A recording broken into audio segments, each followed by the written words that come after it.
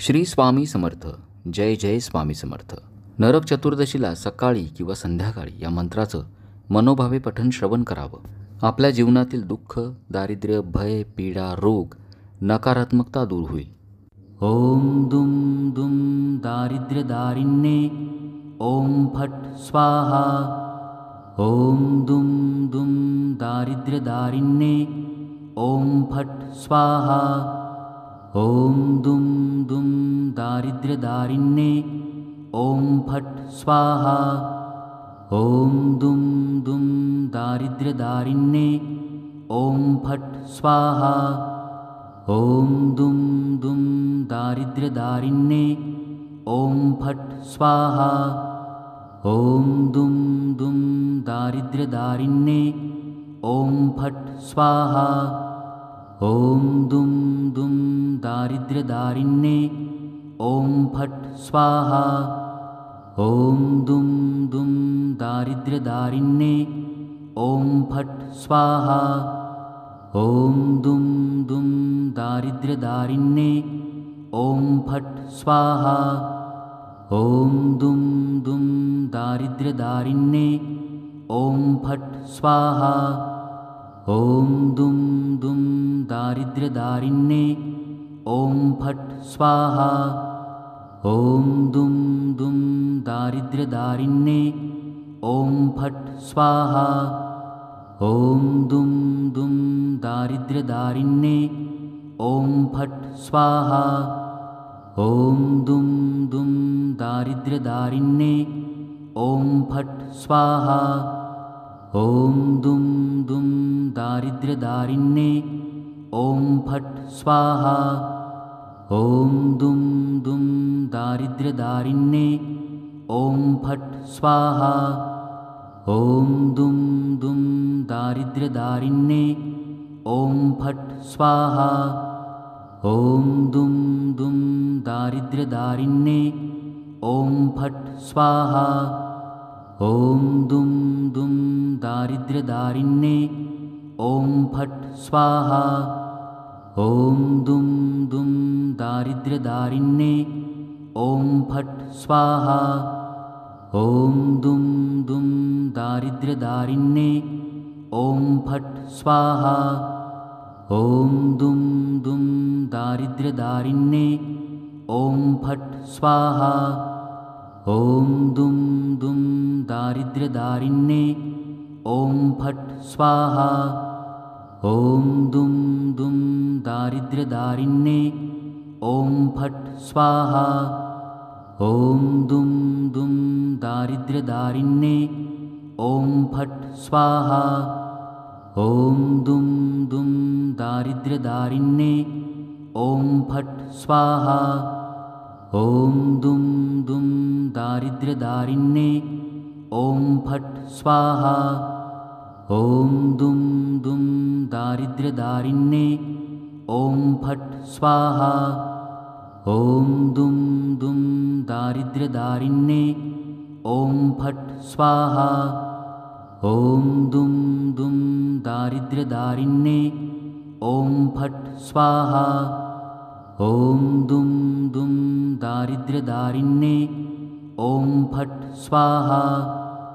ओम दुम दुम दारिद्र्यदारिण्ये ओम फट स्वाहा.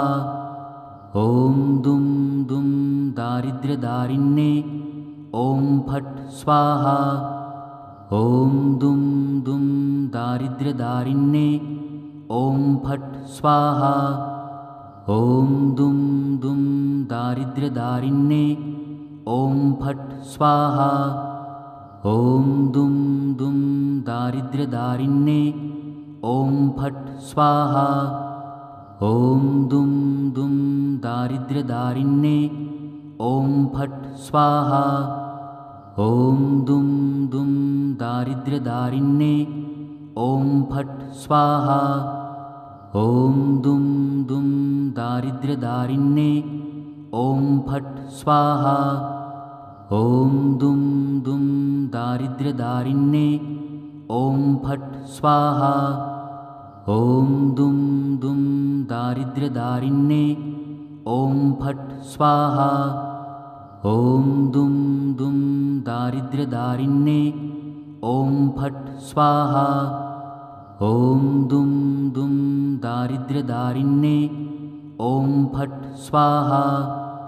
ॐ दुं दुं दारिद्र्यदारिण्ये ॐ फट् स्वाहा। ॐ दुं दुं दारिद्र्यदारिण्ये ॐ फट् स्वाहा। ॐ दुं दुं दारिद्र्यदारिण्ये ॐ फट् स्वाहा। ॐ दुं दुं दारिद्र्यदारिण्ये ॐ फट् स्वाहा। ॐ दुं दुं दारिद्र्यदारिण्ये ॐ फट् स्वाहा। ॐ दुं दुं दारिद्र्यदारिण्ये ॐ फट् स्वाहा। ॐ दुं दुं दारिद्र्यदारिण्ये ॐ फट् स्वाहा। ॐ दुं दुं दारिद्र्यदारिण्ये ॐ फट् स्वाहा। ॐ दुं दुं दारिद्र्यदारिण्ये ॐ फट् स्वाहा। ॐ दुं दुं दारिद्र्यदारिण्ये ॐ फट् स्वाहा। ॐ दुं दुं दारिद्र्यदारिण्ये ॐ फट् स्वाहा। ॐ दुं दुं दारिद्र्यदारिण्ये ॐ फट् स्वाहा। ॐ दुं दुं दारिद्र्यदारिण्ये ॐ फट् स्वाहा। ॐ दुं दुं दारिद्र्यदारिण्ये ॐ फट् स्वाहा। ॐ दुं दुं दारिद्र्यदारिण्ये ॐ फट् स्वाहा। ॐ दुं दुं दारिद्र्यदारिण्ये ॐ फट् स्वाहा। ॐ दुं दुं दारिद्र्यदारिण्ये ॐ फट् स्वाहा। ॐ दुं दुं दारिद्र्यदारिण्ये ॐ फट् स्वाहा। ॐ दुं दुं दारिद्र्यदारिण्ये ॐ फट् स्वाहा। ॐ दुं दुं दारिद्र्यदारिण्ये ॐ फट् स्वाहा। ॐ दुं दुं दारिद्र्यदारिण्ये ॐ फट् स्वाहा। ॐ दुं दुं दारिद्र्यदारिण्ये ॐ फट् स्वाहा। ॐ दुं दुं दारिद्र्यदारिण्ये ॐ फट् स्वाहा। ॐ दुं दुं दारिद्र्यदारिण्ये ॐ फट् स्वाहा। ॐ दुं दुं दारिद्र्यदारिण्ये ॐ फट् स्वाहा। ॐ दुं दुं दारिद्र्यदारिण्ये ॐ फट् स्वाहा। ॐ दुं दुं दारिद्र्यदारिण्ये ॐ फट् स्वाहा। ॐ दुं दुं दारिद्र्यदारिण्ये ॐ फट् स्वाहा। ॐ दुं दुं दारिद्र्यदारिण्ये ॐ फट् स्वाहा।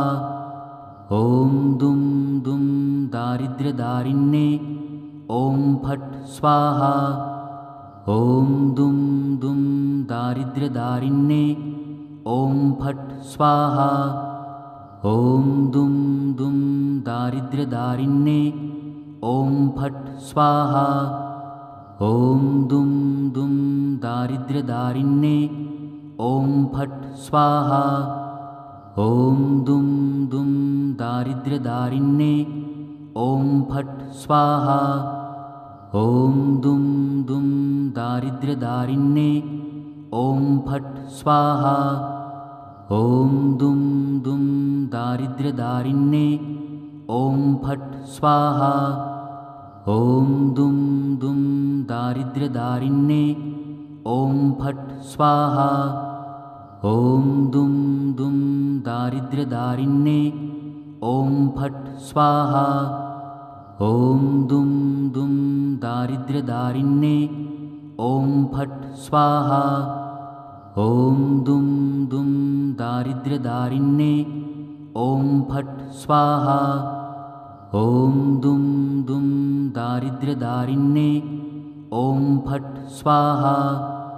ॐ दुं दुं दारिद्र्यदारिण्ये ॐ फट् स्वाहा ॐ दुं दुं दारिद्र्यदारिण्ये ॐ फट् स्वाहा ॐ दुं दुं दारिद्र्यदारिण्ये ॐ फट् स्वाहा ॐ दुं दुं दारिद्र्यदारिण्ये ॐ फट् स्वाहा ॐ दुं दुं दारिद्र्यदारिण्ये ॐ फट् स्वाहा ॐ दुं दुं दारिद्र्यदारिण्ये ॐ फट् स्वाहा ॐ दुं दुं दारिद्र्यदारिण्ये ॐ फट् स्वाहा ॐ दुं दुं दारिद्र्यदारिण्ये ॐ फट् स्वाहा ॐ दुं दुं दारिद्र्यदारिण्ये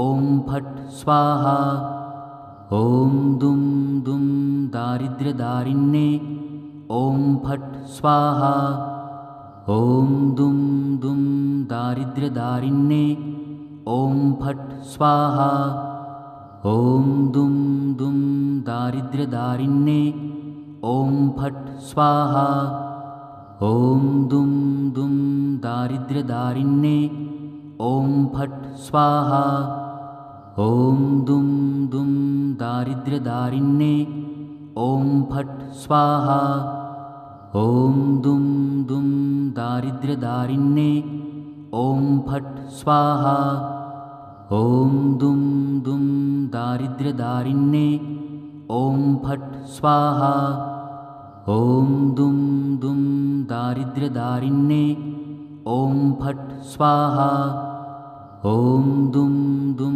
दारिद्र्यदारिण्ये ॐ फट् स्वाहा ॐ दुं दुं दारिद्र्यदारिण्ये ॐ फट् स्वाहा ॐ दुं दुं दारिद्र्यदारिण्ये ॐ फट् स्वाहा ॐ दुं दुं दारिद्र्यदारिण्ये ॐ फट् स्वाहा ॐ दुं दुं दारिद्र्यदारिण्ये ॐ फट् स्वाहा ॐ दुं दुं दारिद्र्यदारिण्ये ॐ फट् स्वाहा ॐ दुं दुं दारिद्र्यदारिण्ये ॐ फट् स्वाहा